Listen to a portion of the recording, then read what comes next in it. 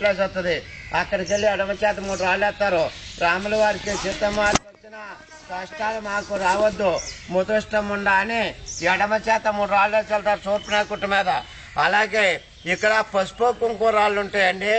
ఆ పసుపు కుంకుమ రాళ్ళు కానీ తీసుకెళ్ళి వ్యాపారాలు ఉంటే గల్లాపెట్టలో కానీ మీ పూజా గదిలో కానీ పెట్టుకునేటట్టయితే ఏదైనా కార్యక్రమం జరిగేటప్పుడు, ఒక ఇల్లు కొనేటప్పుడు, భూమి కొనేటప్పుడు, లేకపోతే ఒక కళ్యాణం చేసేటప్పుడు, ఏదైనా పెద్దగా జాబు కావాలన్నప్పుడు ఆ పొట్లం తీసి పూజ గదిలోది సాంబ్రాన్ని పొగేసి దండం పెట్టుకునేటట్టయితే ఆ శుభం అవుతుందని చెప్తా ఉంటానండి. ఇక్కడ నేను అది అమ్మవారి గురించి ఈ చరిత్ర, ఈ 5 రోజుల చరిత్ర చెప్తా ఉంటాను. మీకు ఎవరికి తోచింది వాళ్ళు దానం చేశాను సార్.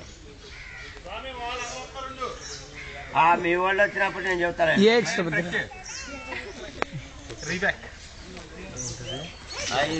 లక్షల రూపాయలు పాట ఉంటుందండి. ఎవరికి తోచిన అన్నదాత శ్రీభవ.